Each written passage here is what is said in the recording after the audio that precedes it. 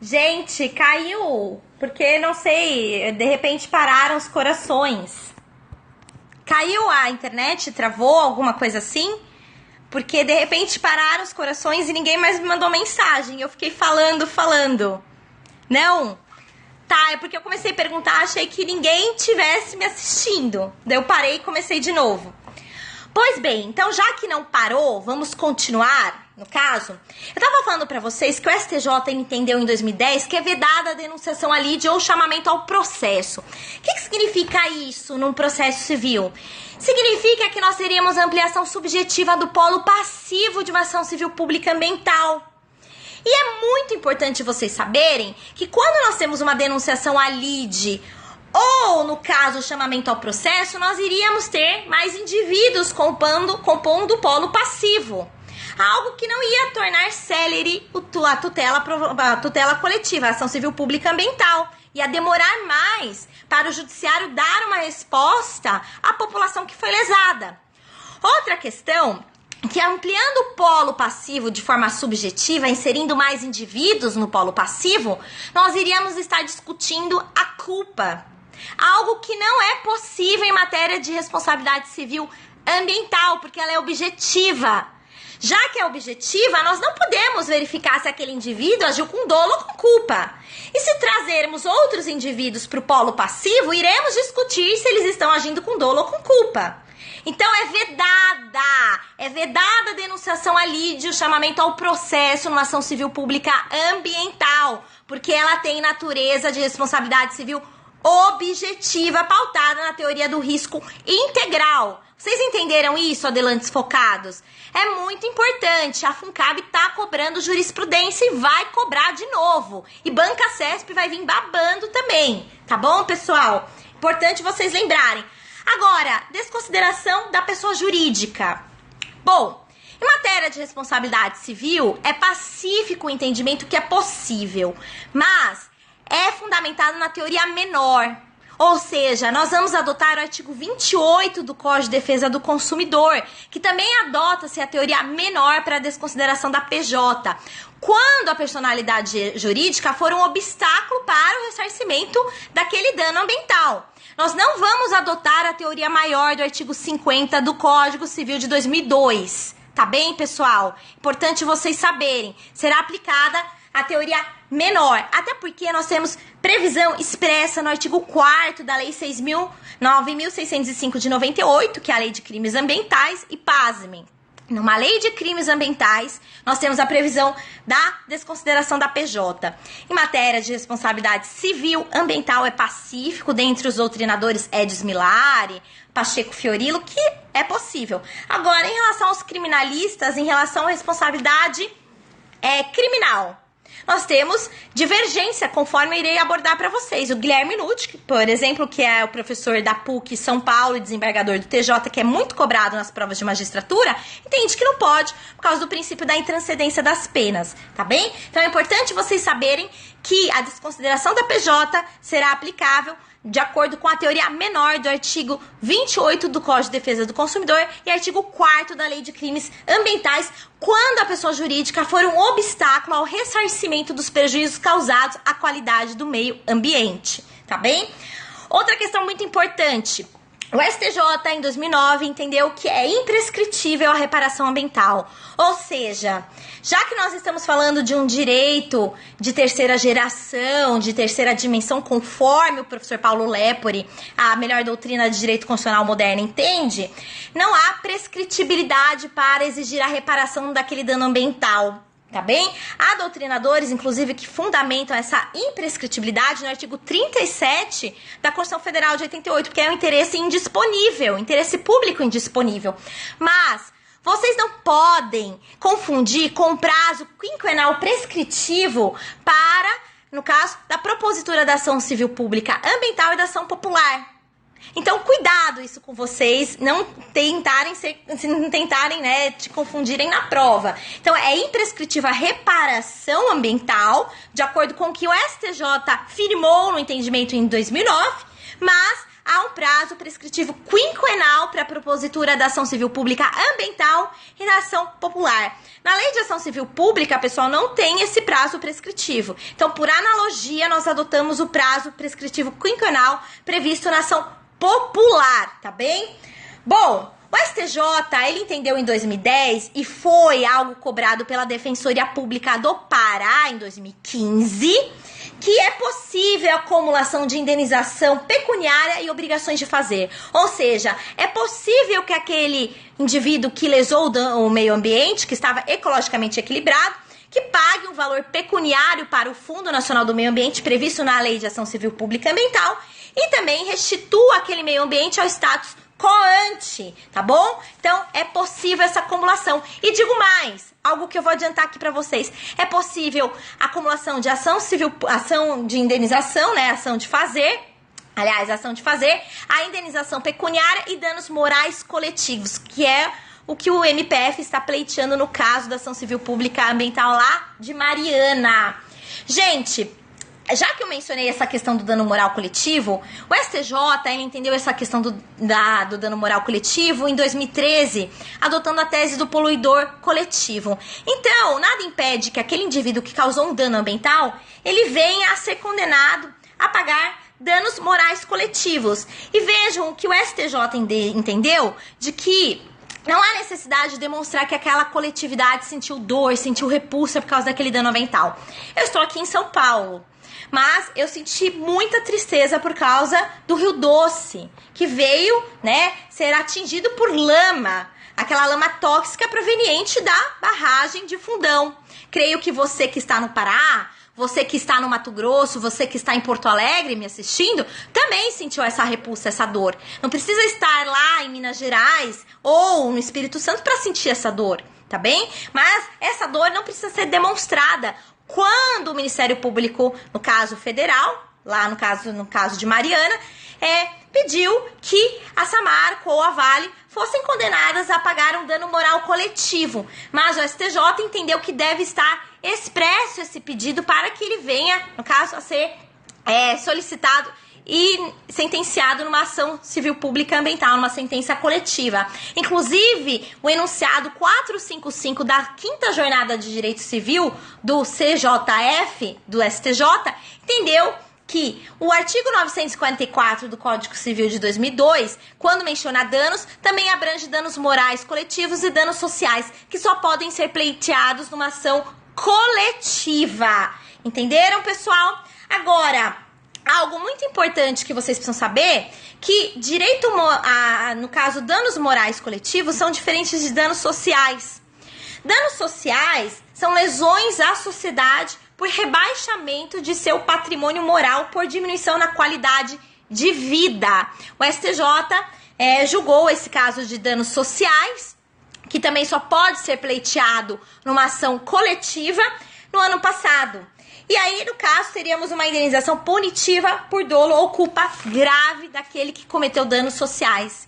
Gente, também nós podemos, no caso, ter lá em Mariana a ação civil pública ambiental do Ministério Público Federal, pleiteando danos sociais e também danos morais coletivos, ok? Pessoal, qual que é o valor do dano ambiental?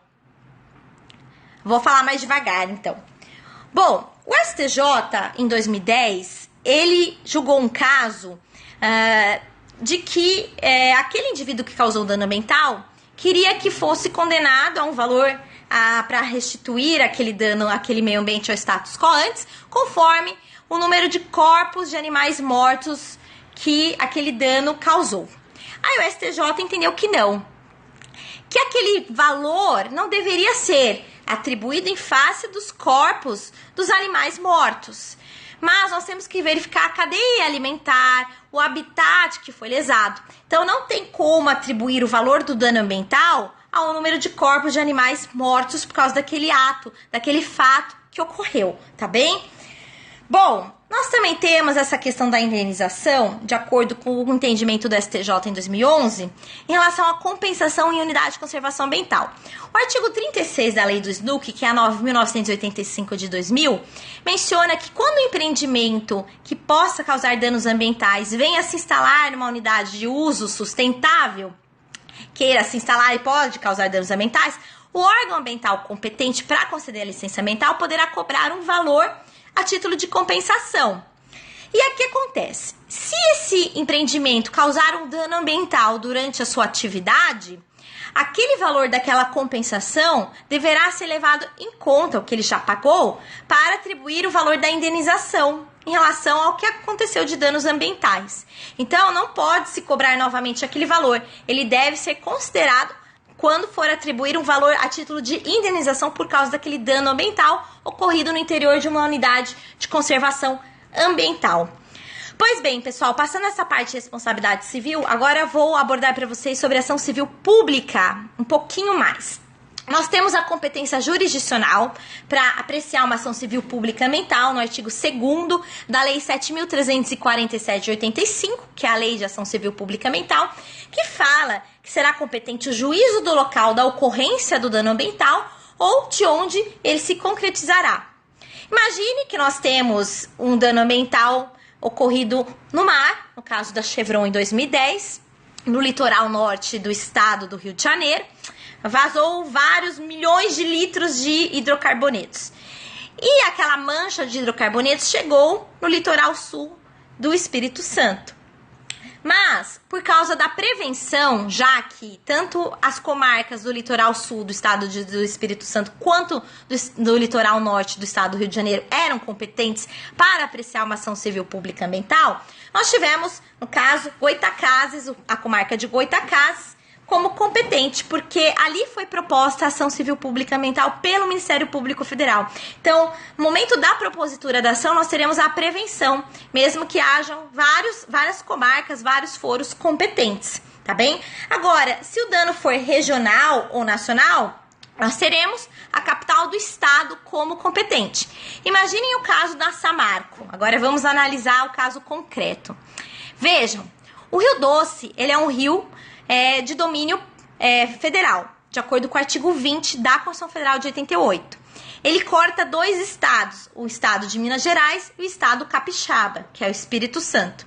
Então, ele é bem da União, de acordo com o artigo 20, e ele não é bem do estado, porque ele não está no rol do artigo 26 da Constituição Federal de 88. Pois bem, ocorreu um dano ambiental no Rio Doce, que também prejudicou o litoral capixaba. Mas, por prevenção, a ação civil pública ambiental ela foi proposta lá em Belo Horizonte, pelo Ministério Público Federal. A competência será da Justiça Federal, porque, de acordo com o artigo 109, inciso 1 da Constituição Federal de 88, atinge, no caso, interesses diretos da União, porque é um bem federal. Então, a competência será da Justiça Federal e também é o Ministério Público Federal autor. De acordo com os julgados do STJ, a competência é da Justiça Federal quando o Ministério Público Federal for autor de determinada demanda. Por que Belo Horizonte, professora? E por que não Vitória? Por causa da prevenção. Então, o Ministério Público Federal demandou em face da Samarco, em face da Vale, em face do IBAMA, em face do estado de Minas Gerais, em Minas Gerais. Então, a competência será da capital do estado de Minas Gerais, que é Belo Horizonte, por causa da prevenção. E já que é um dano a título regional, que abarca dois estados, já sendo inclusive nacional, por causa do dano moral coletivo, que atinge até eu, cidadã paulista, no caso, Belo Horizonte, a capital do estado. Mas nada impediria de ser Vitória, por exemplo, se tivesse sido proposto lá no estado do Espírito Santo, tá bem? Porque também é um local, de acordo com o artigo 2º da Lei de Ação Civil Pública Ambiental, competente para apreciar aquela demanda que visa a reparação por parte de danos ambientais. Mas, por causa da prevenção, Belo Horizonte. Vocês entenderam isso? É muito importante. Isso foi analisado no conflito de competência 144922 de 2016. E nós tivemos a competência da Justiça Federal, mas também nós tivemos e isso eu aplaudo muito a STJ, porque foi uma desembargadora que foi convocada para compor o rol de ministros do STJ, ela entendeu que a Justiça Estadual também seria competente para apreciar algumas demandas em face da Samarco. Imagine um pescador que mora numa cidadezinha de 30 mil habitantes, e eu entendo esse pescador porque eu venho de uma cidade de 30 mil habitantes aqui em São Paulo, São Pedro, que tem um juiz só. Imagine que lá, numa cidadezinha ao longo do Rio Doce, nós temos apenas a Justiça Estadual. Aquele cidadão, aquele pescador que é hipossuficiente, ele terá que ir até Belo Horizonte para propor uma ação de indenização individual? Não, né, pessoal? Porque nós temos essa questão de acesso à justiça, prevista na Constituição Federal de 88. Então, no caso, a desembargadora convocada, ela entendeu que aquele pescador hipossuficiente poderia propor uma ação de indenização individual na Justiça Estadual da sua comarca. Olha que lindo esse entendimento do STJ em face da Samarco, tá bem? Agora, outro artigo muito importante da Lei de Ação Civil Pública Ambiental é o artigo 16, que eu até vou pedir desculpas, mas eu quero ler. A sentença civil fará coisa julgada erga omnes, ou seja, contra todos, nos limites da competência territorial do órgão prolator, exceto se o pedido for julgado improcedente por insuficiência de provas, hipótese em que qualquer legitimado poderá intentar outra ação com idêntico fundamento, valendo-se de nova prova. Gente, agora imagine o caso. Nós temos uma ação civil pública ambiental tramitando e temos uma ação individual, sempre pedindo aquele mesmo objeto. E aquela causa de pedir. Haverá litispendência? Desculpem. Não. Não há litispendência. Quando houver uma ação individual tramitando concomitantemente com uma ação, no caso, que vise, né, uma tutela coletiva. Mas aquele réu daquela ação civil pública ambiental, daquela tutela coletiva, deverá intimar aqueles autores das ações individuais para que eles suspendam suas ações individuais, até que o órgão competente da ação civil pública ambiental julgue aquela tutela coletiva e profira uma sentença coletiva. E aquele que suspendeu a sua ação poderá ter resolução sem mérito do processo e liquidar aquela sentença coletiva proferida numa tutela coletiva.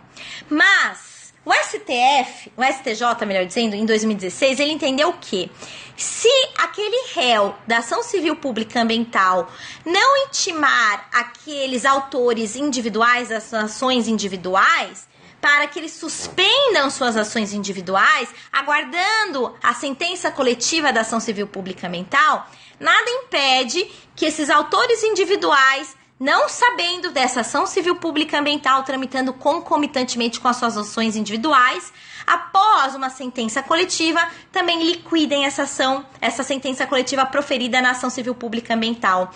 Só que daí eles terão que comprovar que aquele dano ambiental também prejudicou suas relações econômicas e sociais. Tá bem, pessoal?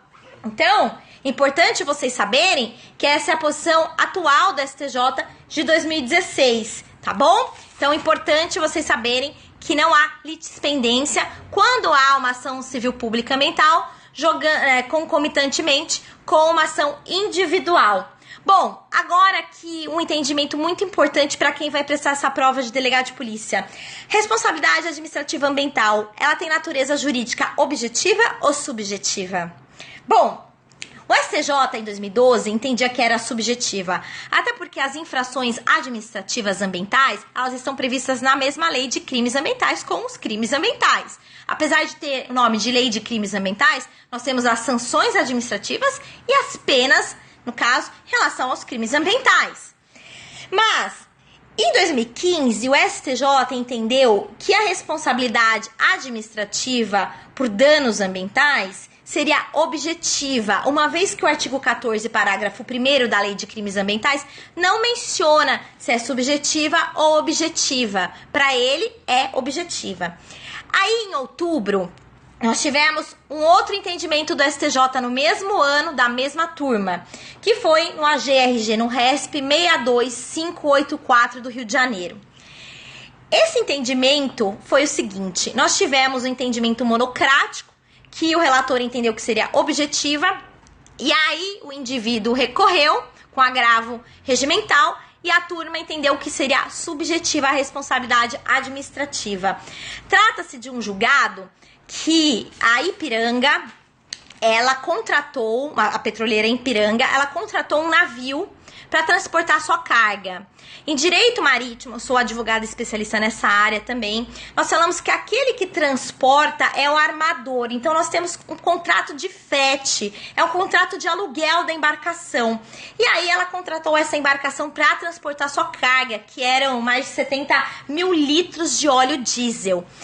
E esse navio, ele veio a ter problemas durante a sua viagem marítima, né, sua aventura marítima, e no caso tivemos derrame de mais de 70 mil litros de óleo diesel em áreas de preservação permanente numa região de mangue, na região do estado do Rio de Janeiro, para variar, né?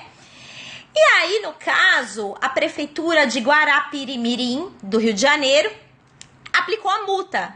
O seu órgão ambiental municipal aplicou a multa para a empresa petroleira Ipiranga. Aí, no auto de infração, o município, né, o órgão ambiental municipal, abordou que aquela petroleira, ela atuou com morosidade e ineficiência para os trabalhos emergenciais de conter aquela mancha de hidrocarbonetos.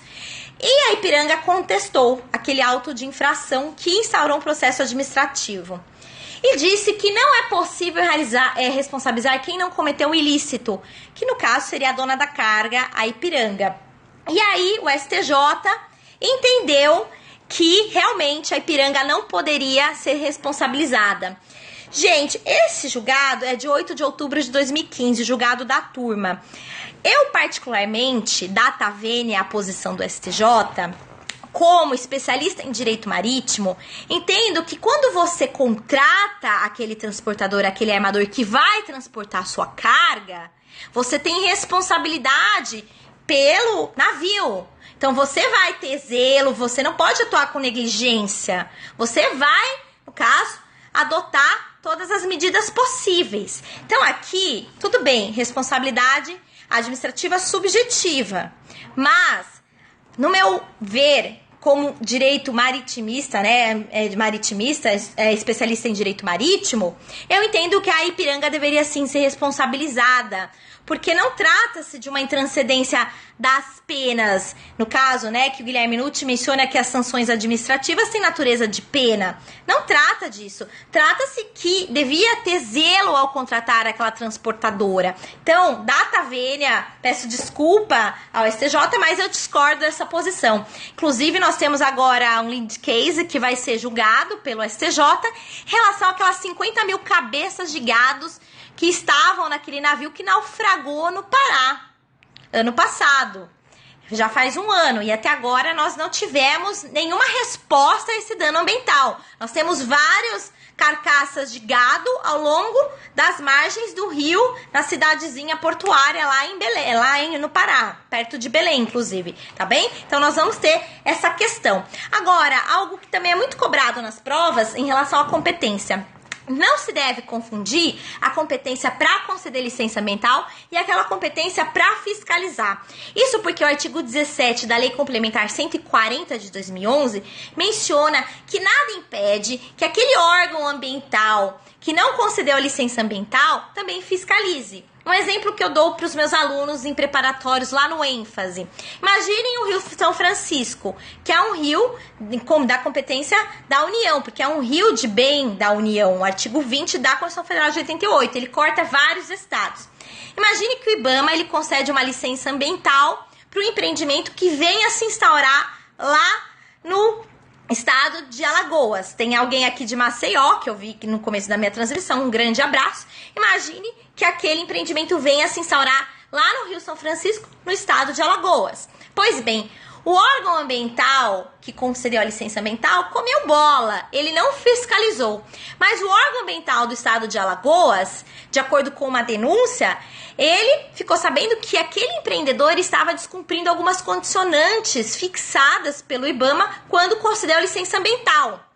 Pois bem, E aí ele foi lá, verificou que realmente estavam sendo descumpridas as condicionantes, lavrou o auto de infração e instaurou um processo administrativo para verificar aquelas infrações administrativas ambientais. Pois bem, ele pode fazer isso? Pode, de acordo com o artigo 17 da Lei Complementar 140 de 2011. E aí o IBAMA também ficou sabendo, depois daquele auto de infração já ter sido lavrado, que aquele empreendedor estava descumprindo algumas condicionantes da licença que ele concedeu. Pois bem, e vai lá, verifica, lavra um auto de infração contra aquele empreendedor. E aí, professora, o que vai acontecer? Bom, o STJ entendeu que não podem coexistir dois autos de infração em face daquele empreendedor. Isso configuraria bis in idem, não pode. E vai prevalecer o de quem? Do órgão ambiental do estado de Alagoas, que lavrou o auto de infração primeiro e instaurou um processo administrativo, ou do IBAMA, que foi o órgão que concedeu a licença ambiental. De acordo com a Lei Complementar 140 de 2011, o artigo 17, irá prevalecer o auto de infração daquele órgão ambiental que concedeu a licença ambiental. Então, irá prevalecer o auto de infração do IBAMA, mesmo que o órgão ambiental do estado de Alagoas lavrou o auto de infração primeiro, tá bem? É importante vocês saberem isso aqui é pegadinha de prova. Muitos alunos me questionam esse artigo 17 da Lei Complementar 140 de 2011, ok, pessoal? Então, cuidado! Agora, em relação à prescrição administrativa e cobrança das multas, nós temos aqui a súmula do STJ, que é a 467, que fala sobre a prescrição em 5 anos contados do término do processo administrativo, da pretensão da administração pública de promover a execução da multa por infração ambiental. Gente, isso aqui é um tema muito importante que eu vou lembrar lá no aulão Adelante em Belém do Pará, para quem vai nos assistir lá no www.adelante.net.br. Você pode fazer inscrição para o nosso aulão Adelante, que será lá no dia 17 de dezembro em Belém do Pará. Eu vou lembrar essa dica lá para os adelantes focados que irão participar do aulão. Pois bem, essa é a regra. Então, depois do término do processo administrativo que foi instaurado após a lavratura do auto de infração, no caso, nós teremos a prescrição da multa por infração ambiental no prazo de 5 anos, tá bom? O professor Ailton Zucchi também vai estar lá, o professor Marcos, o professor Cristiano Gonzaga, o professor André Barbier, todo mundo vai estar lá. Agora, em relação a este prazo prescricional, nós temos uma exceção que é importante. Quando aquele ato que causou uma sanção administrativa, uma infração administrativa que venha a demandar uma sanção administrativa, também um crime ambiental, imagine aquele ato que culminou tanto numa sanção administrativa quanto num crime ambiental. Pois bem, qual será o prazo prescricional que nós iremos utilizar? Será o de 5 anos? Não, nós iremos verificar a pena daquele crime ambiental, iremos fazer aquele joguinho do artigo 109 do Código Penal. O professor Ailton Zucchi está aqui e com certeza vai abordar essa questão da prescrição numa aula, no periscope dele, né, Ailton Zucchi? É muito importante. Então, se aquele ato causar tanto uma infração administrativa quanto um crime ambiental, nós iremos verificar a prescrição de acordo com o artigo 109 do Código Penal e não iremos adotar, no caso, a prescrição quinquenal que a súmula 467 do STJ menciona, tá bom, pessoal? É importante vocês saberem essa exceção. Agora, em relação à prescrição trienal intercorrente, quando esse processo administrativo que foi instaurado para apurar aquela infração administrativa e aplicar aquela sanção administrativa tiver parado por mais de 3 anos, nós teremos a prescrição trienal intercorrente, tá bom? Importante vocês saberem esses dois tipos de prescrição e a exceção em relação à primeira prescrição.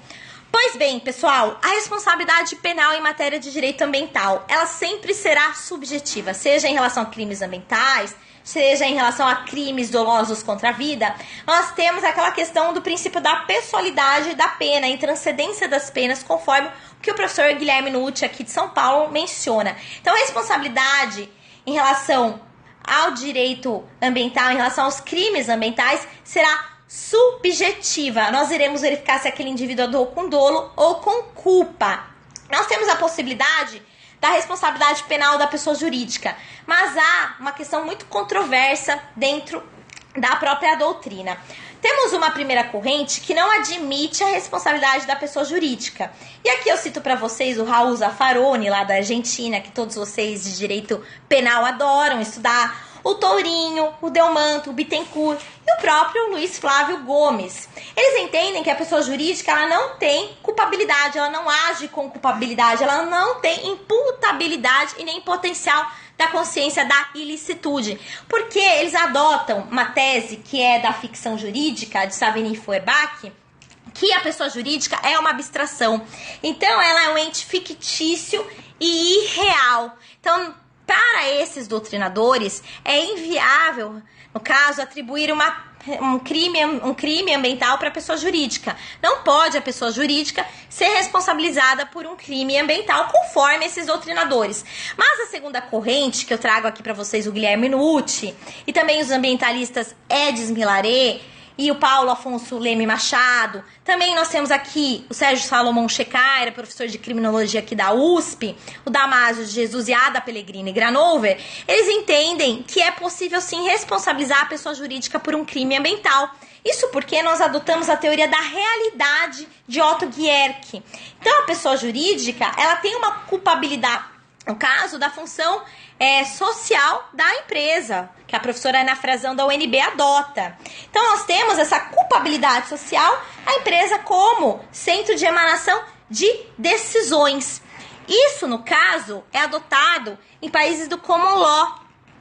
E também a França começou a adotar e Portugal. Portugal, pessoal, é a base do direito penal brasileiro. A escola de Coimbra, ela rege o direito penal brasileiro. Então, essa segunda corrente, de acordo com a jurisprudência também, é adotada em relação aos crimes ambientais. Então, a pessoa jurídica, ela pode vir a ser responsabilizada por um crime ambiental, de acordo com o que é previsto no artigo 3º, parágrafo único da Lei de Crimes Ambientais. E a pessoa jurídica de direito público, ela pode ser responsabilizada por um crime ambiental?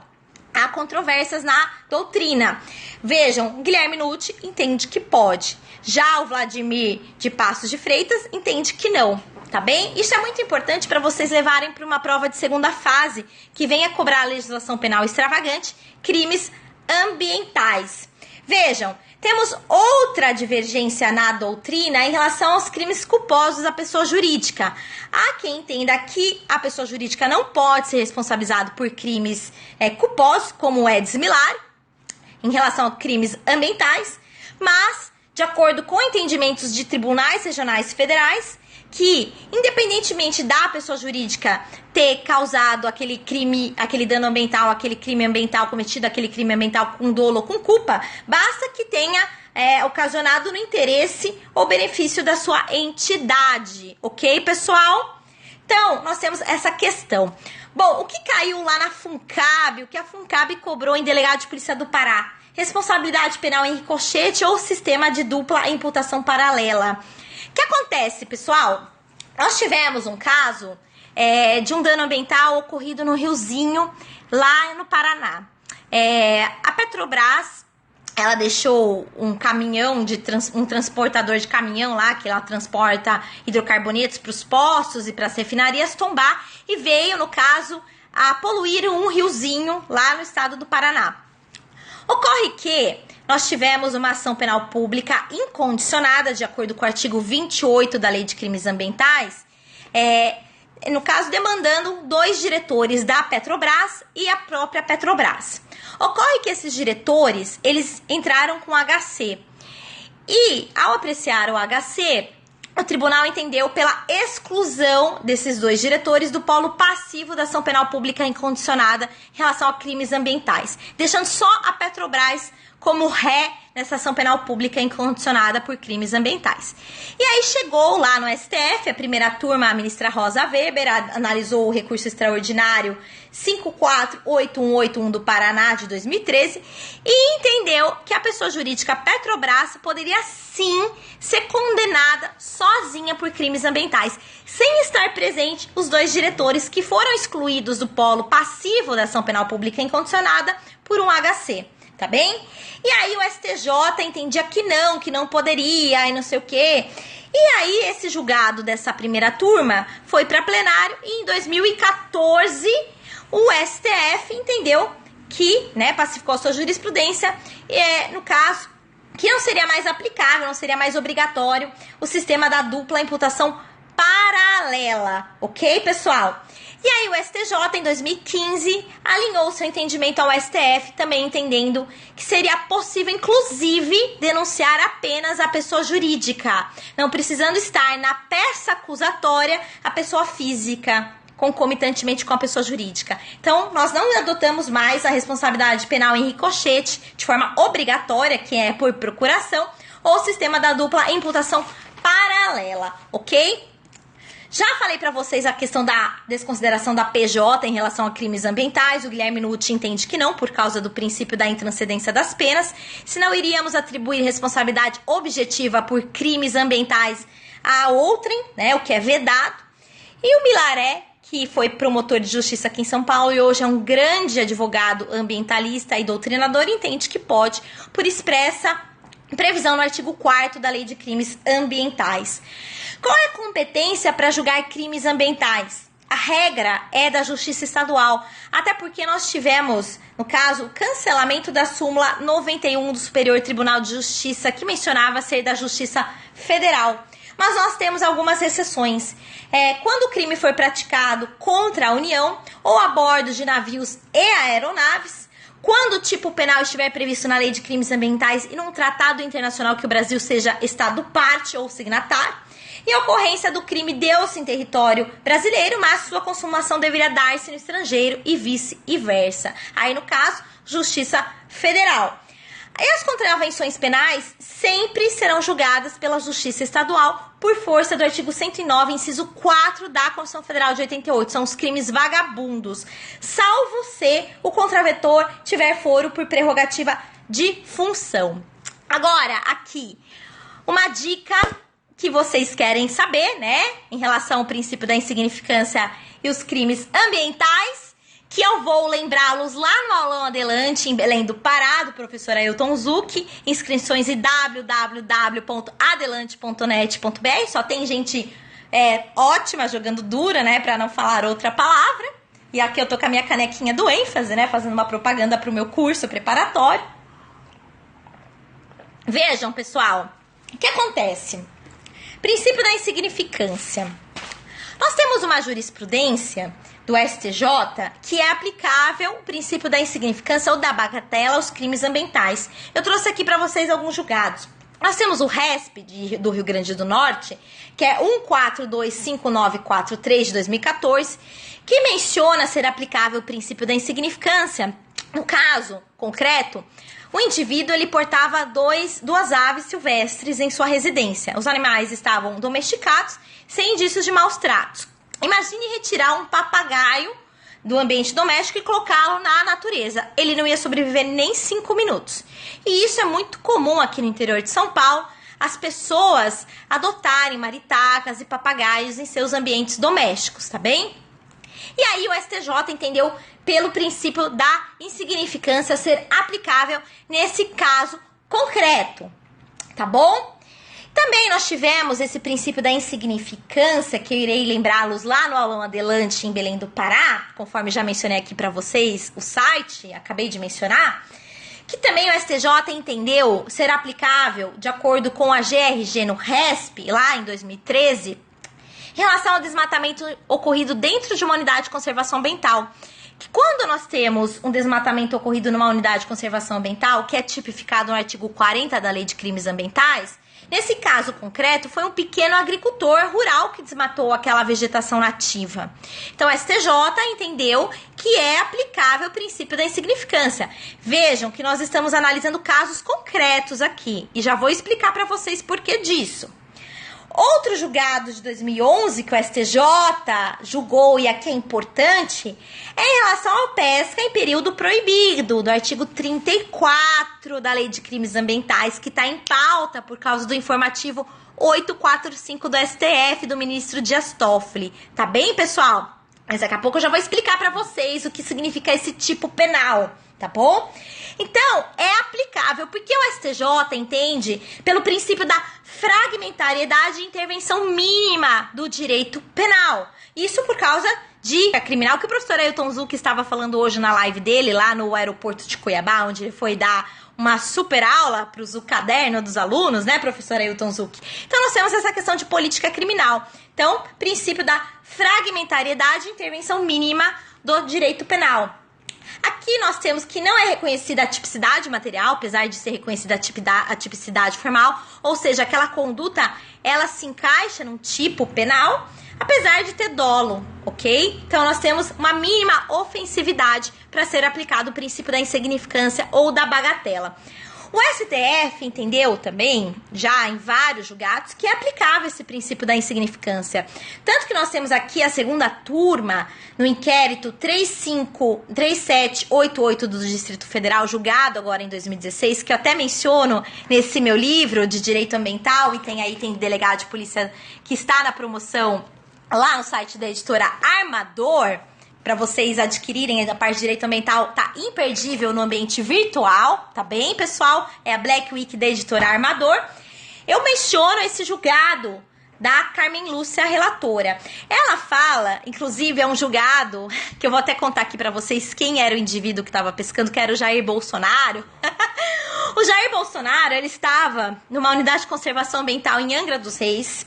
Ele estava numa área de fundeio de uma estação ecológica, que é uma unidade de conservação ambiental prevista na lei do SNUC. E aí ele estava fundeado. Para nós, o direito marítimo, a área de fundeio é quando a embarcação, ela joga a âncora, tá bem? Então ele estava ancorado numa estação ecológica e ele foi abordado pelo órgão ambiental e ele estava com uma vara, com anzol e com iscas, mas não tinha nenhum pescado.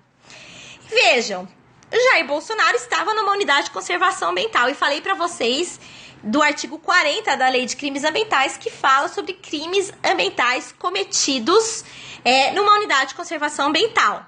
Pois bem, então entendam, ele estava numa área de fundeio que não era para ele estar, porque era uma área mais protegida, por isso que nós temos uma unidade de conservação ambiental. Até mencionei no início da live do princípio do protetor recebedor, daqueles municípios que instituem unidade de conservação ambiental que fazem jus aqui no estado de São Paulo a 0,5% de 1/4 da parcela de ICMS que o estado pode disponibilizar. Então vejam que é um regime jurídico de ampla proteção, tá bem, pessoal? E aí, no caso, não foi apreendido nenhum pescado. E a Carmen Lúcia, ela entendeu pela aplicabilidade do princípio da insignificância nesse caso concreto, que era o Jair Bolsonaro lá na estação ecológica em Angra dos Reis, enfundeado, sem nenhum pescado.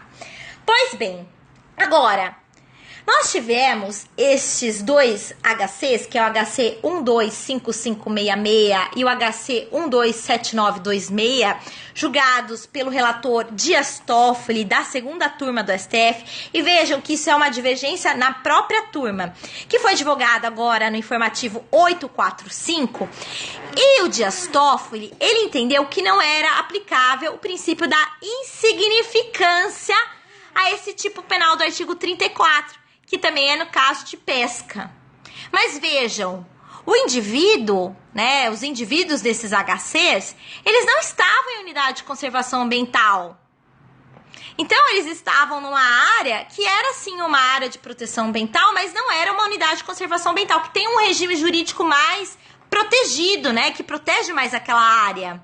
Tá bem? Então vejam a distinção do caso concreto da ministra Carmen Lúcia e dos Dias Toffoli, para vocês entenderem que não houve mudança de entendimento dentro do STF, ao meu ver, e de alguns colegas que eu andei conversando, inclusive o professor Eduardo, que é um professor do SERS, que também é meu colega, do item delegado de polícia. A gente entende que não houve essa mudança no STF, por causa desse caso concreto, tá bem? Então, pessoal, um indivíduo do HC, ele estava, inclusive aqui, estava falando de 70 metros de rede, tudo bem, tinha isca viva, só que não tinha nenhum pescado, tá bem? Só que aí ele entendeu que não aplicava-se o princípio da insignificância, porque entende-se que o artigo 34 menciona sobre pesca ilegal, e vejam que é uma norma penal em branco, que depende de uma complementação de uma outra norma de outra disciplina, que é uma norma administrativa, um ato administrativo do IBAMA ou do ICMBio, que menciona qual é o período de pesca que não pode, né? É o período vedado à pesca naquela região, tá bem? Então é uma norma penal em branco que merece um complemento de uma outra norma, de uma outra disciplina de direito, no caso, um ato administrativo. E ele também fala do artigo 36. Ele falando do artigo 36, ele menciona que os atos, né, que realizam a pesca, já no caso, configuraria o crime de pesca ilegal, sendo que a pesca do peixe, né, o peixe pescado, seria um mero exaurimento do tipo penal. Só que, pessoal, tudo bem, temos esse crime de perigo abstrato, conforme que o Dias Toffoli mencionou. Ok, só que vocês não entendem que é aplicável o princípio da fragmentariedade, da intervenção mínima do direito penal? Por que nós vamos incriminar um indivíduo que não tinha nenhum peixe pescado? Ele não estava numa unidade de conservação ambiental. Reparando, né, e observando os dois julgados da segunda turma, tanto os HCs quanto o inquérito lá da ministra Carmen Lúcia, não há uma questão desproporcional? Vejam que é aplicável o princípio da insignificância quando Jair Bolsonaro está numa área de fundeio de uma unidade de conservação ambiental, uma estação ecológica, portando vara, anzol, mas não tinha nenhum peixe pescado.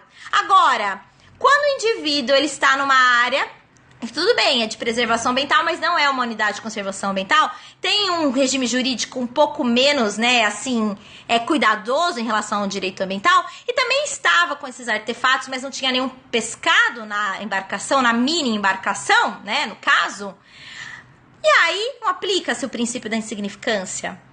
Então, ao meu ver, o STF não mudou a jurisprudência. A gente tem que sempre pensar também no STJ, a gente não pode desconsiderar a posição do STJ.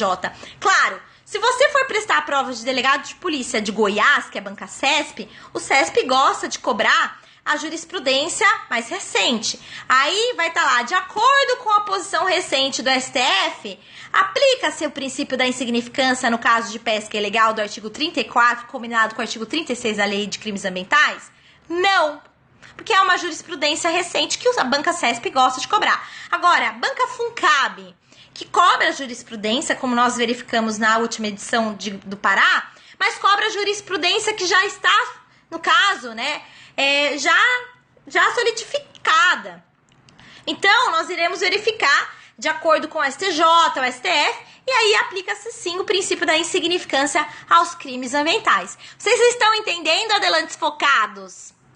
Essa é a posição que vocês devem levar lá para a prova da FUNCAB, principalmente se for cobrada numa prova dissertativa. Eu vou abordar melhor lá no aulão Adelante, delegado de polícia, do professor Ailton Zucchi, no dia 17 de dezembro, www.adelante.net.br. Façam as inscrições que eu vou estar lá com vocês e nós vamos gabaritar direito ambiental. Pois bem, passamos essa parte de responsabilidades, vamos continuar, que hoje eu tenho aval para continuar até meia-noite aqui com vocês ou mais, se eu já não passei. Em relação ao SNUC, o que eu tenho para falar para vocês, que foi cobrado pela banca CESP lá em Delegado de Polícia de Pernambuco. Nós temos a lei do SNUC, que é a 9.985 de 2000, que fala sobre o Sistema Nacional de Unidade de Conservação da Natureza, e nós temos a exceção ao princípio do paralelismo das formas. O que significa isso, professora? Imagine que para a criação de algo, nós temos uma lei. Para que esse algo seja extinto, nós temos que ter a edição de uma outra lei extinguindo. Se for um decreto que cria algo, apenas por um outro decreto que nós teremos a extinção desse algo, tá bom? Então, princípio do paralelismo das formas. Mas, nós temos uma exceção em relação à unidade de conservação ambiental. Como eu mencionei para vocês, uma unidade de conservação ambiental tem um regime jurídico, né, de proteção mais eficaz. Então, nada impede que o Poder Executivo, por exemplo, crie uma unidade de conservação ambiental por meio de um decreto federal. Nós tivemos a criação agora em agosto, pelo Michel Temer, do Revis, aqui no estado de São Paulo, que chama Refúgio da Vida Silvestre, que é uma unidade de conservação de proteção integral, onde as aves vêm aqui em Alcatraz, que é esse Revis novo, para procriar. Então, temos aves da Argentina, que vêm para cá, procriam e vão embora. Então, é o refúgio da vida silvestre. O Michel Temer editou um decreto criando esse Revis. Se o Michel Temer quiser extinguir, desafetar esse Revis, não sendo mais uma unidade de conservação ambiental, o que ele pode fazer? Ele poderá fazer sim, mas por meio de um decreto? Não, porque nós temos a exceção ao princípio do paralelismo das formas. Se ele criou por um decreto, ele só poderá extinguir por uma lei específica. Somente por lei específica que nós poderemos extinguir ou desafetar uma unidade de conservação ambiental. Isso porque nós temos um princípio da vedação ao retrocesso em relação aos direitos humanos, em relação aos direitos fundamentais. Então, a unidade de conservação ambiental é um lugar que é protegido. Imaginem agora que o Brasil vai ratificar o Acordo de Paris, que é a COP21. Nós tivemos a COP22 agora, que terminou em Marrakech, dia 18 de novembro. E o Brasil, ele é obrigado a preservar o meio ambiente para evitar as emissões de gás carbônico na atmosfera, que aumentam, no caso, o grau, né, do efeito estufa. Pois bem, a criação de unidade de conservação ambiental é algo que contribui para evitar a emissão desses gases de efeito estufa na atmosfera. Então, a gente tem que sempre pensar que nós temos que prevalecer a preservação do meio ambiente em face de outras políticas públicas, no caso, né, políticas econômicas. É o que estava sendo discutido na COP22 em Marrakech. Então, princípio, né, do paralelismo das formas, há uma exceção em relação à criação e desafetação ou extinção de unidade de conservação ambiental. Ok, adelantes focados, caiu na prova CESP lá em Pernambuco, nesse ano de 2016. Bom, Código Florestal, que é a Lei 12.651 de 2012, gente. O que eu quero falar para vocês do Código Florestal é sobre a área de reserva legal. Nós temos vários julgados do STJ e do STF. Bom, temos a área de proteção permanente, de preservação permanente, melhor dizendo, que são os mangues, por exemplo, né, APPs, que podem ser instituídas tanto em propriedades rurais quanto propriedades urbanas, as APPs. As áreas de reserva legal, elas só podem existir em áreas de propriedade rurais. Nós não temos áreas de reserva legal em zonas urbanas, por exemplo. Tanto que se um loteamento invadir a zona rural, nós teremos extinção dessa área de reserva legal, que é obrigatória em propriedades rurais, tá bem? Então, somente em propriedades rurais que nós temos a previsão de área de reserva legal. O STJ, ele entende que é indispensável a averbação dessas áreas de reserva legal no cartório de registro de imóveis, quando for verificar essa questão de desapropriação. Olha o que o STJ nos trouxe em 2014. Não se encontrando averbado no registro imobiliário antes da vistoria, a reserva florestal não poderá ser excluída da área total do imóvel, desapropriando para cálculo da produtividade. O STF também entendeu nesse sentido em 2011. Só que, pessoal, o artigo 18 do novo Código Florestal, ele menciona que é obrigatório a inscrição no CAR de propriedades rurais. Vejam, nós tivemos mais uma vez prorrogado o prazo de obrigatoriedade de inscrição no cadastro ambiental rural dessas propriedades rurais. Agora, a partir de 2018, que será obrigatório.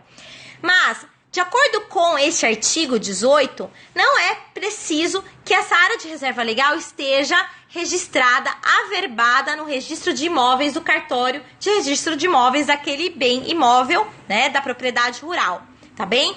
Só que para fins de exclusão da área total de um imóvel desapropriado, além de estar inscrita no CAR quando for obrigatória a partir de 2018, que nós tivemos uma medida provisória prorrogando esse prazo, deverá também estar, no caso, averbado no cadastro de registro de imóveis, tá bem? É o entendimento do STJ de 2014 e do STF de 2011.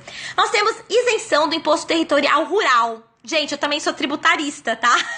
Eu sou especialista em várias áreas do direito. Eu gosto de estudar e passar toda a minha sabedoria para vocês. Nós temos a Lei 6.171 de 91, que menciona que áreas de preservação permanente e área de reserva legal, elas estarão isentas da cobrança do imposto territorial rural.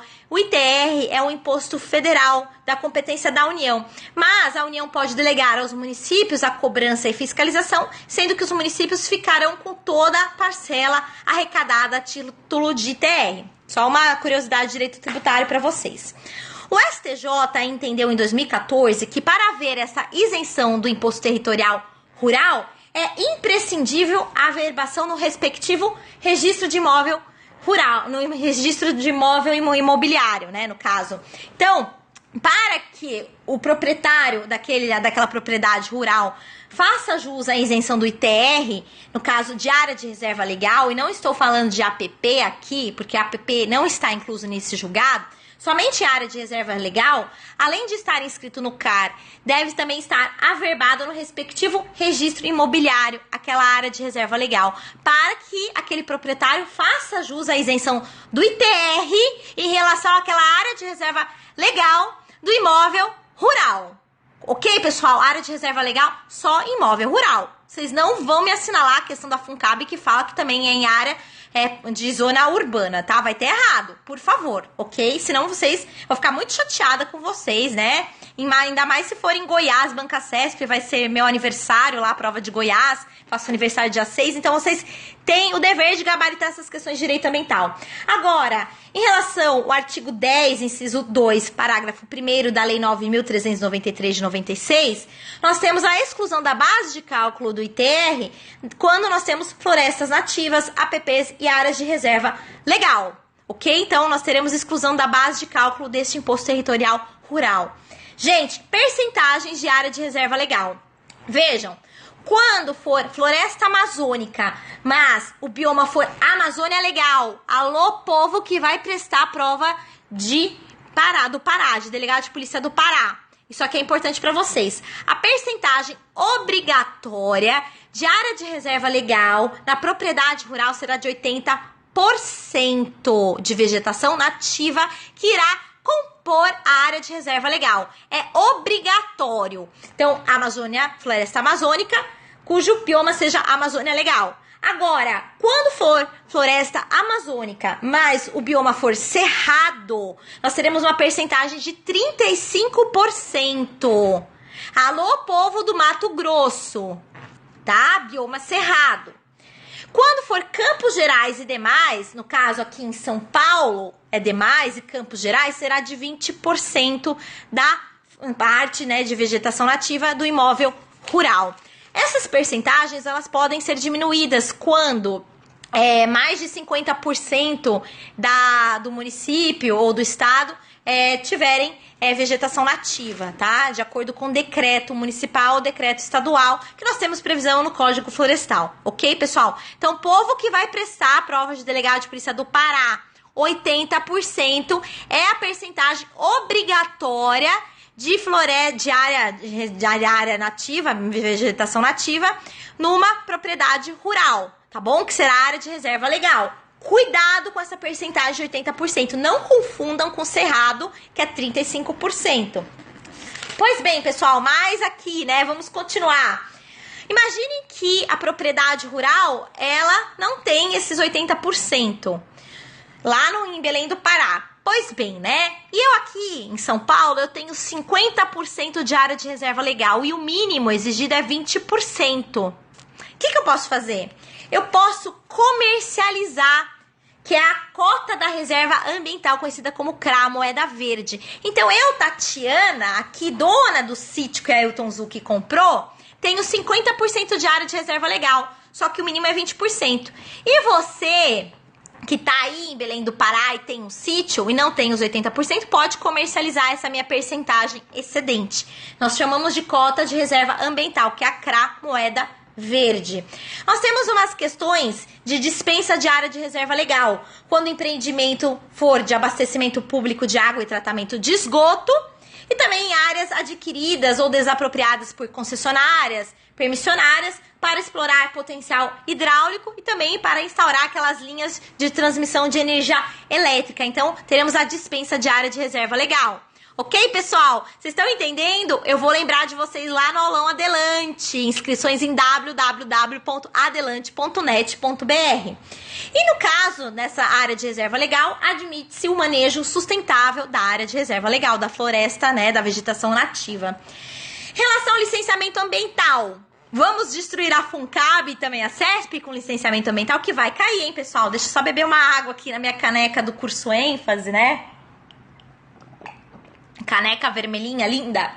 Bom, o licenciamento ambiental, ele deriva do poder de polícia, que ele é vinculado de acordo com o entendimento do STJ firmado em 2009. Então, é uma obrigação, no caso, proceder ao licenciamento ambiental quando for obrigatório. Nós, inclusive, temos a taxa de controle de fiscalização ambiental, cuja hipótese de incidência é o poder de polícia exercido pelo IBAMA, que tem, no caso, a cobrança trienal, tá bom? E qual que é o valor dessa taxa de controle de fiscalização ambiental? É de acordo com o grau de poluição e de utilização de recursos naturais, tá bom, pessoal?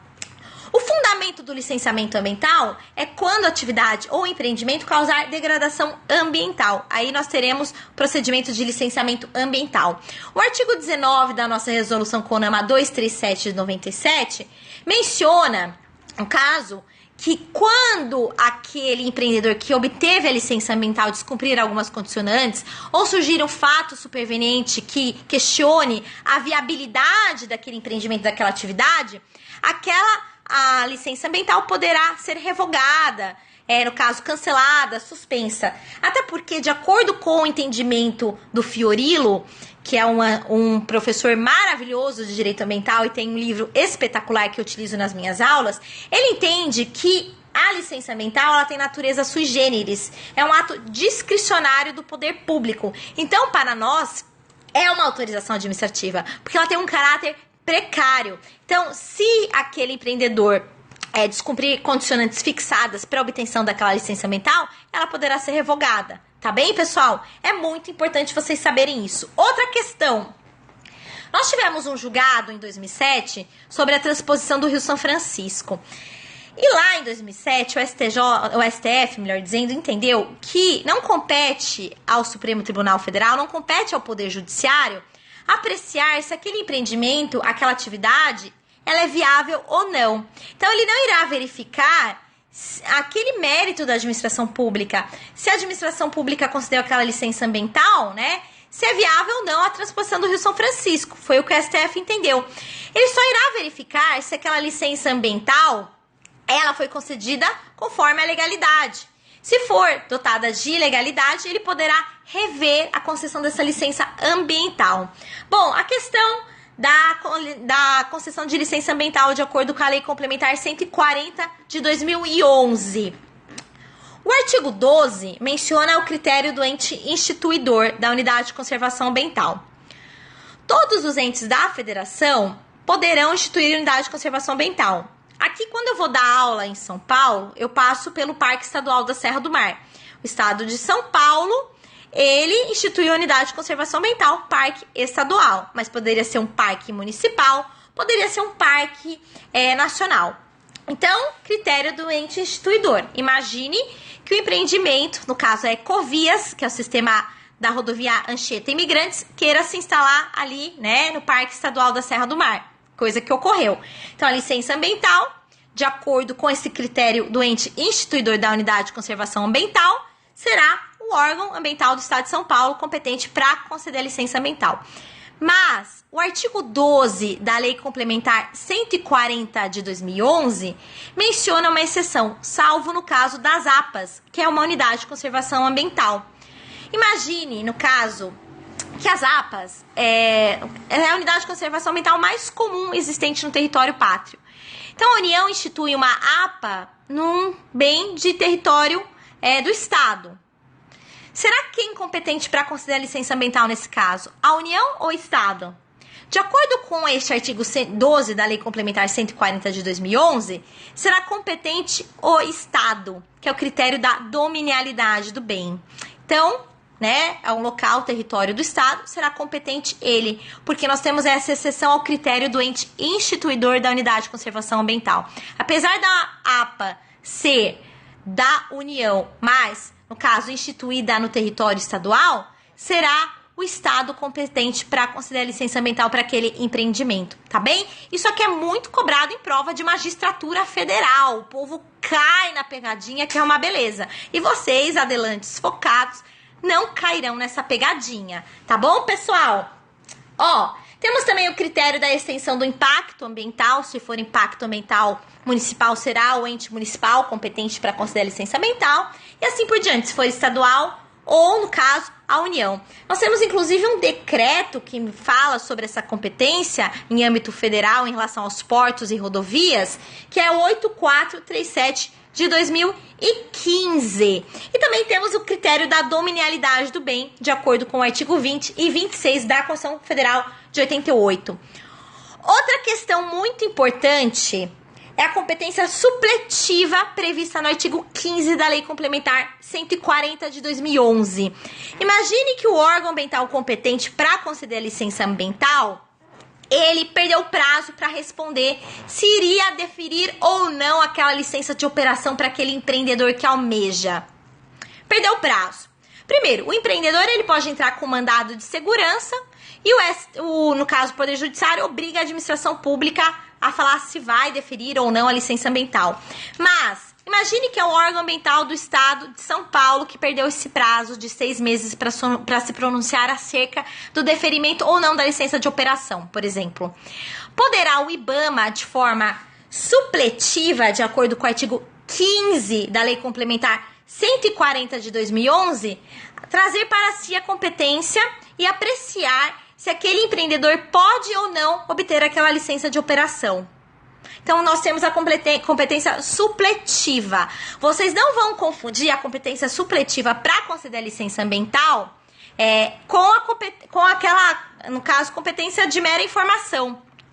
Imagine que o órgão ambiental do Estado de São Paulo quer participar do procedimento de licenciamento ambiental de um bem federal, mas que poderá repercutir num dano ambiental ao Estado de São Paulo. Ele poderá atuar como mero informante. Isso não é competência supletiva. Ok, pessoal? Competência supletiva é quando o órgão ambiental perde o prazo, não se pronuncia acerca do deferimento ou não da licença ambiental, que aquele empreendedor pleiteia, e um outro órgão ambiental chama para si a competência e defere ou não aquela licença ambiental cuja competência era de outro órgão ambiental. Imagine o órgão ambiental do Estado de São Paulo, perde o prazo, o IBAMA vai lá, analisa os critérios e, no caso, defere ou indefere a licença de operação pleiteada. Bom, vamos finalizar agora com o EIA-RIMA, né? Tá ficando longa a nossa transmissão. O EIA-RIMA, ele está previsto no artigo 225, parágrafo 1º, inciso 5 da Constituição Federal de 88. Quando a atividade for potencialmente causadora de significativa degradação do meio ambiente, será obrigatória a exigibilidade do EIA-RIMA. Bom, nós temos 3 tipos de licenças ambientais. A licença prévia, que irá verificar a localidade onde o empreendedor vai instalar aquele empreendimento. A licença de instalação, quando os requisitos da licença prévia já forem, no caso, alcançados, preenchidos. E a licença de operação, para que aquele empreendedor opere aquele empreendimento. Se aquele empreendimento estiver sendo operado sem essa licença de operação, nós teremos tipificado o crime do artigo 60 da Lei de Crimes Ambientais, ok? Bom, o EIA-RIMA, quando ele for obrigatório, de acordo com esse artigo 225 da Constituição Federal de 88, de acordo com o entendimento do STJ, seguido de vários TRFs, ele será exigido antes do deferimento da licença de instalação. Ou seja, entre a licença prévia e a licença de instalação, nós teremos a exigibilidade do EIA-RIMA. Gente, o EIA é um documento que é o estudo de impacto ambiental, é um documento técnico, elaborado por uma equipe multidisciplinar, contratada às expensas do empreendedor. Eu sempre falo que eu tenho um irmão que é engenheiro mecânico e faz vários cálculos. Eu não iria entender nada do EIA se ele estivesse fazendo, né, o EIA. Mesma coisa, geólogos e biólogos. O que dá publicidade a esses estudos é o relatório de impactos ambientais, o RIMA, que é no caso, um documento mais assim, né, no caso, compreensível por nós leigos, tá bem? Então, o RIMA será apreciado em audiência pública quando for obrigatória. Nós temos o artigo 2º da Resolução CONAMA 01 de 86, que é um rol aberto. Cuidado! Lá nesse artigo 2º, nós temos as atividades e empreendimentos que necessitam desses estudos de impactos ambientais e o relatório de impacto ambiental. O STJ entendeu que quando for obrigatória a exigibilidade do EIA-RIMA, a administração pública ela deverá exigir. E quando ela não exigir, o poder, no caso, o Poder Judiciário, poderá, no caso, obrigar ao órgão ambiental, à administração pública competente, a exigir a elaboração do EIA-RIMA. É o entendimento do STJ no RESP 13308441 de 2013. Então, é obrigatório, não é discricionário a solicitação do EIA-RIMA quando for obrigatório. O órgão ambiental competente deverá solicitar. E é algo que está lá, no caso da Ação Civil Pública Ambiental do MPF, no caso de Mariana. O MPF alega que o Estado de Minas Gerais foi omisso ao requerer determinadas informações do EIA-RIMA em relação à barragem de Fundão, ok? Por isso que está sendo demandado, também em relação ao IBAMA, tá bom, pessoal? Para finalizar, vamos para a audiência pública. Isso é muito importante, já foi cobrado em provas de delegado de polícia da Funiversa. A resolução 9 de 87 do CONAMA, no artigo 2º, menciona que a audiência pública ela será obrigatória quando o órgão ambiental competente, o Ministério Público, a entidade civil ou 50 ou mais cidadãos requererem a realização da audiência pública.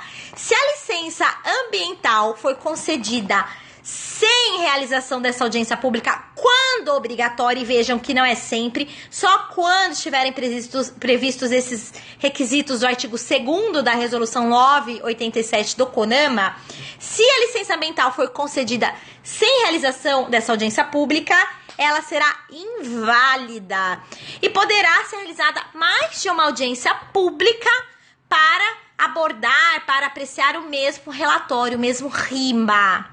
Gente, vocês entenderam tudo que eu falei pra vocês? Eu nem sei que horas são aqui, Ailton, que horas são? Extrapolei o horário, né? Veja bem, perceba bem. Gente, pra continuar rapidamente, assim, as dicas, quero que vocês... Ó, 23h39, fiquei 1h30 aqui falando. 1h40. Qual que é a audiência aqui, gente?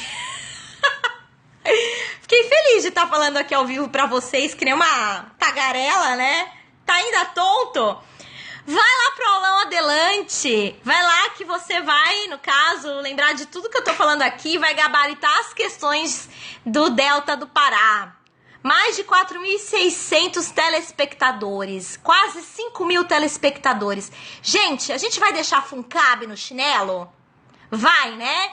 Só que vocês precisam assistir nosso aulão Adelante presencial lá em Belém do Pará.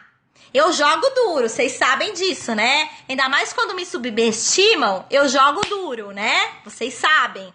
Vejam, quem é meu aluno, né? No ênfase sabe que eu entro pra guerra. Eu preparo aluno pra guerra e não pra batalha. Então, vocês tiveram a batalha lá da Funcab, já ajudei alguns alunos a gabaritarem as 5 questões de direito ambiental e agora a gente vai pra guerra, vai com tudo, né, pessoal? Bom, pessoal, algumas informações que eu já falei pra vocês. Eu sou professora do curso ênfase. O nosso curso tá com 30% até dia 30/11. Usando o meu cupom, vocês vão ter mais 5% de desconto, que é Prof. Tatiana Scaranello, né? Tira o O e fica só 2 L's, tá bom? Então, meu curso tá lá com 30% de desconto, chegando a 35%. Eu sou uma das autoras desse livro Item a Item de Delegado de Polícia da Editora Armador, coordenado pelo professor Giovanni Moraes e também pelo Eduardo Fontes. São autores da Editora Armador. Minha parte de direito ambiental está disponível no ambiente virtual do cliente e está com desconto por causa da Black Week da Editora Armador. E vocês sabem que eu sou Adelante Focada, né? Sou Adelante Focada, sou do grupo da Ailton Zucchi, sou parceria fechada com a Ailton Zucchi, lá em Belém do Pará, vou estar chegando lá em Belém do Pará. Também vou chegar lá em Goiânia quebrando tudo, até porque é o final de semana do meu aniversário. Não vou revelar minha idade aqui, porque isso é muito triste para uma mulher que já está, né... Nem vou falar acima ou abaixo dos 30 anos, porque vocês já devem presumir, né? Mas vou estar lá em Goiânia no dia 4 de fevereiro. A prova vai ser dia 5. Meu aniversário é dia 6 de fevereiro. Quero todo mundo me dando parabéns, mas o meu presente vai ser a aprovação de vocês lá na banca CESP, deixar a CESP no chinelo lá em Goiânia. Ailton, já tô falando aqui, né, do nosso aulão lá de Goiânia, tá bom? Já tô passando as informações aqui, mas lembrem-se que esta live foi para divulgar a prova da FUNCAB, adelantes focados que vão arrasar com a FUNCAB lá em Belém do Pará. Bom, inscrição em www.adelante.net.br. Vamos acabar com a FUNCAB, nós estamos com um time invencível, o professor Ailton Zucchi, o Cristiano Gonzaga, o André Barbier, o Marcos Montes e eu, que sou a mais fraca deles todos, né? Sou a única mulher, mas vamos quebrar tudo. E aí, lá, a banca CESP, que vai ficar no chinelo em Goiânia, no dia 4 de fevereiro, lá no aulão Adelante, a prova dia 5, meu aniversário dia 6. Tá bom, pessoal? Ailton, chegamos a 5.000 aqui. 2 partes essa aula, hein? Curso ênfase com você até a posse, né? E o Ailton também. Bom, gente, queria agradecer a equipe do marketing do Amo Direito que providenciou essa live espetacular. Fiquei muito feliz com o convite do Ailton Zucchi por participar dessa live. Queria lembrá-los, inclusive, dessa questão de responsabilidade penal da pessoa jurídica, que é muito importante, foi cobrada pela FUNCAB. Cuidado, pode vir a ser cobrada novamente. Lembrem-se que numa prova de dissertação da pessoa jurídica vir a ser, no caso, rédea uma ação penal pública incondicionada por crime ambiental. Lembrem-se das posições da doutrina que eu trouxe para vocês. O Luiz Flávio Gomes entende que não pode, o Delmanto também. Já o Guilherme Nucci entende que pode e a maior parte da doutrina de direito ambiental também. Tá bom, pessoal? Temos a responsabilidade penal em ricochete, que o STF entendeu em 2013 que não é mais obrigatória nos crimes ambientais, inclusive em relação à pessoa jurídica, que ela pode ser denunciada de forma isolada numa ação penal pública incondicionada. E o STJ alinhou-se a esse entendimento em 2015. Ok, pessoal? É muito importante vocês saberem dessa questão da responsabilidade penal em ricochete, ok? Não é mais obrigatório. Bom, essa questão de licenciamento ambiental é algo que vai ser cobrado. Os princípios também, mas responsabilidade civil objetiva, fundamentada na teoria do risco integral, porque não comporta excludentes da responsabilidade civil ambiental. Ou seja, se aquele indivíduo atuou, né, mediante caso fortuito ou força maior, apesar de existirem essas excludentes, nós não teremos, no caso, a sua reparação ambiental sendo eximida, ela deverá ocorrer. Aquele indivíduo deverá reparar aquele meio ambiente que foi lesado, que foi desequilibrado, tá bem? Teoria da responsabilidade integral, ok, pessoal? Mesmo em relação à administração pública, isso vai cair na prova de vocês. Banca CESP cobrou lá em Delegado de Polícia de Pernambuco em 2016. Cuidado! Desconsideração da pessoa jurídica, teoria menor. Não adota-se o artigo 50 do Código Civil de 2002. Adota-se o artigo 4º da Lei de Crimes Ambientais e o artigo 28 do Código de Defesa do Consumidor. Teoria menor. Quando a pessoa jurídica for obstáculo para ressarcimento em relação àquele dano ambiental ocorrido no meio ambiente que tornou-se desequilibrado. Teoria menor, não é a teoria maior do artigo 50 do Código Civil de 2002. Vocês estão lembrados disso, pessoal? Princípio da insignificância nos crimes ambientais. É importante vocês lembrarem que o STF ele não mudou seu entendimento. Tem que verificar em relação a caso concreto. Mencionei para vocês que a mesma segunda turma, quando a relatoria foi da ministra Carmen Lúcia, entendeu ser aplicável o princípio da insignificância em relação ao tipo penal do artigo 34 da Lei de Crimes Ambientais.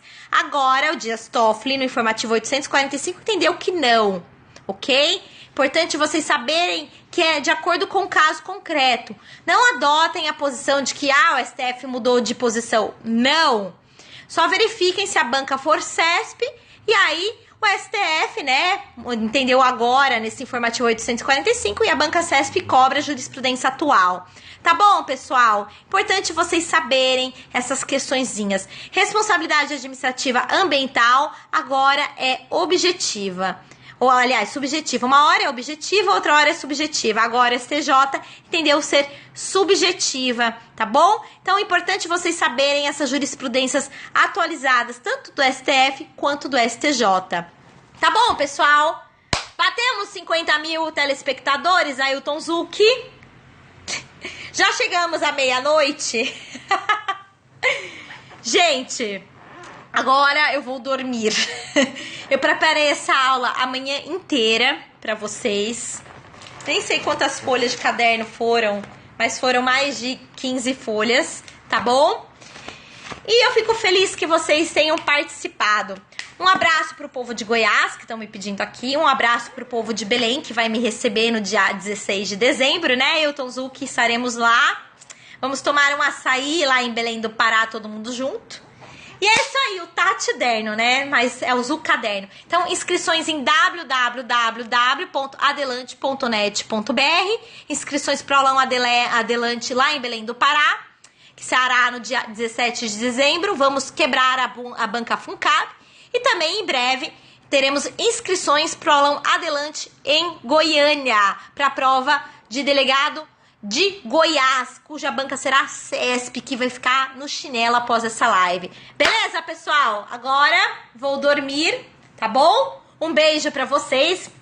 Obrigada, Ailton, por compartilhar a live com seus seguidores. Sempre estaremos juntos, somos brothers, né? Isso aí, pessoal. Grande abraço, fiquem com Deus, estudem, tenham fé. Acreditem que Deus está preparando o melhor para vocês, tá bom? Estou rezando por todos vocês na minha novena de Nossa Senhora das Graças, que vai até o dia 27 agora de novembro. Então, estou rezando por todos os meus alunos que vão participar desse aulão Adelante lá em Belém do Pará. Até mais!